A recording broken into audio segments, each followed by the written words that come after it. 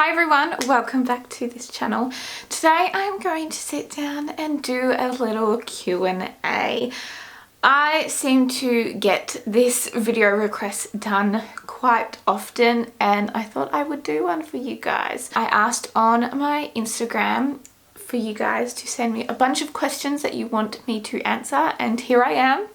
And I'm going to answer them for you. If you want to be a part of one of these videos in the future, definitely go to my Instagram and give us a follow, and I will always ask you guys for questions for Q&As on my Instagram stories. One question that we get asked quite often now that I am pregnant with our second one is, will there be a third baby or is this it? So far, me and Jason are very convinced that this will be our last baby, unless in a couple of years we come to an agreement that we think that our family needs to have one more child in our family.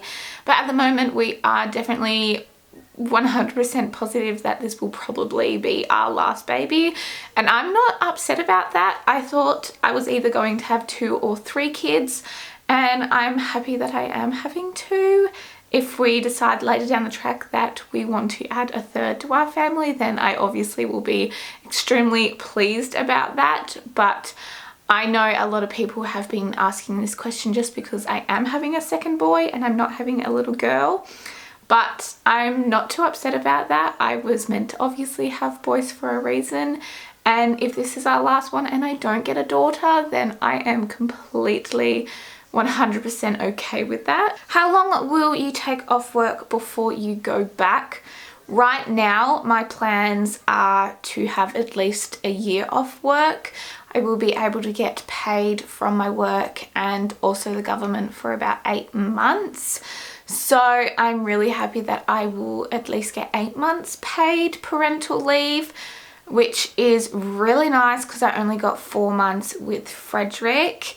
But I am hopefully planning to have at least a year off work, but at the moment I don't know, because I don't know if I will be returning to my current job that I have at the moment, or I will be starting something new, or I will be able to work from home. But at the moment I am giving myself a year. My star sign. My star sign is weird. I classify myself as an Aries. I have very many traits that's an Aries, but I'm actually on the end date of an Aries and the start date of a Taurus. Sometimes I'm a Taurus depending on what it is in, and sometimes I'm an Aries. I've never really classified myself as a Taurus. I've always said that I am an Aries, but because I am born on the 20th of April, I'm either in Aries or I'm in Taurus. I don't know, but I do classify myself as an Aries. What was baby girl's name that you had picked out? Now, if you don't know and you have never seen a video from me before, and this is the first time you're seeing my face, at about 16 weeks we got told that our baby was actually a girl. And at about 18.5 weeks, baby girl had become baby boy. So we actually did pick out 2 names for when baby was a girl, or when we thought we were actually having a girl. I have decided to keep those a secret just in case down the track we ever end up having a girl. I want to keep those 2 names for that little girl. I can give you a hint, and one started with H and one started with A. But that's all I'm giving you. Are you pro-choice or pro-life? I honestly think this is such a controversial question to ask people, and it's not really a question I really like to answer. But for my sake, I am pro-choice. I think everyone should have a choice in what they do with their body, and that is it. Have you guys officially picked a name? Yes. We have officially picked baby boy's name. We kind of don't even have a backup anymore. We considered a backup a couple of days ago and we're like, okay, this is the backup. But I'm pretty sure we don't have a backup, and baby has got his name. He's got his first name and his middle name, and I'm so happy with it. Jason had to do some convincing with me, but I'm really happy with it. What's your tips on a clean and clutter-free house? I would have to say that my biggest tip for a clutter-free house is if you're not going or gravitating towards something or even using it within 6 months, it needs to go. It needs to go into a bag and go to a donation box, and you just need to get rid of it because it's obviously something that you're not liking or you're not wanting to use. So why is it still in your house taking up room? I actually love having more minimal things in my house than I did when I actually had more things in it. It makes me so much happier, and having a space where it's not filled with just junk makes me so much happier. So having a minimal house is definitely a plus in my opinion. And my third tip would be clean as you go. So something that we have been doing since the day that we moved in together was cleaning as we go. So if we're in the kitchen and we're doing dinner, we would be cleaning the dishes straight after having dinner and putting them away. Another thing that we've started doing since having Frederick is that if he pulls all his toys out and he stops playing with them, he has to pack away all his toys before he goes to a different area. This keeps his area tidy, especially the lounge room and the playroom. And that is a big thing, especially when you have children.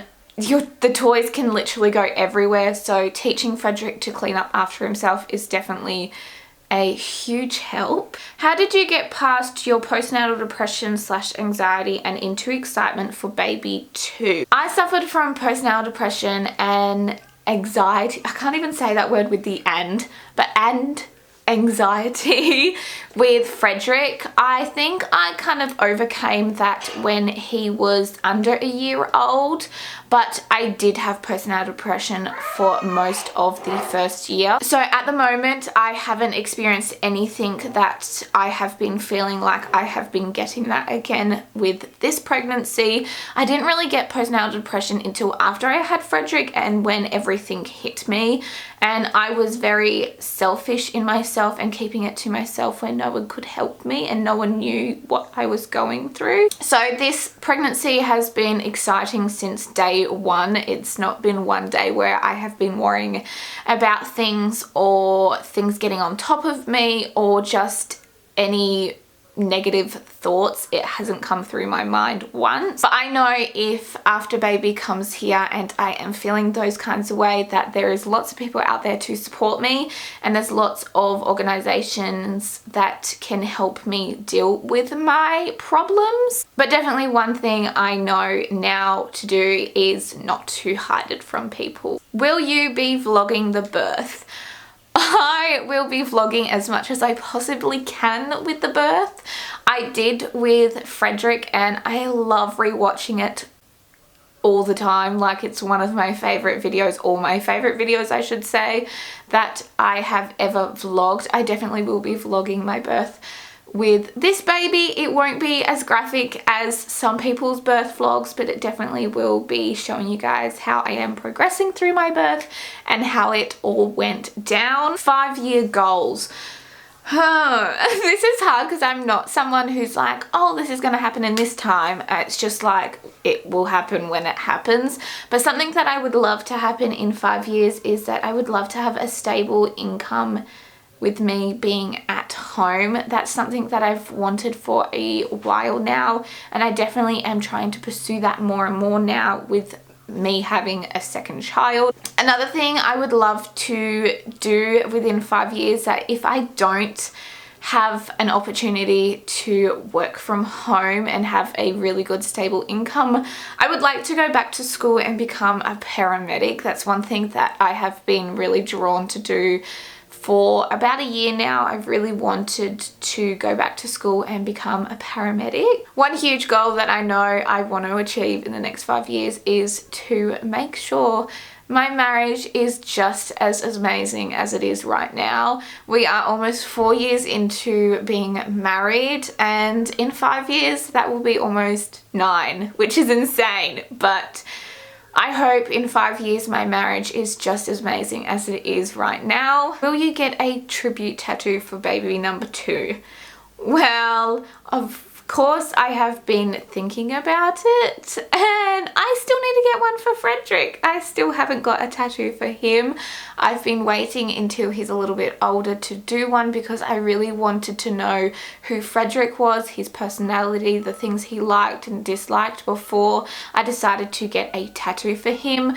I don't really want to get the generic children's tattoo when you just slap their name on you. It's not something that I'm really fond of, and I really just personally don't like those tattoos. So at the moment, yes, I am getting a tribute tattoo for baby number 2 and of course Frederick, because I haven't got one yet, but it won't be for a couple more years. That is all the questions I have got for you guys today, so I hope you all enjoyed seeing or hearing a little bit about the things that you have been interested in knowing. I hope you all enjoyed this little Q&A, and I will see you all in a couple of days. Bye!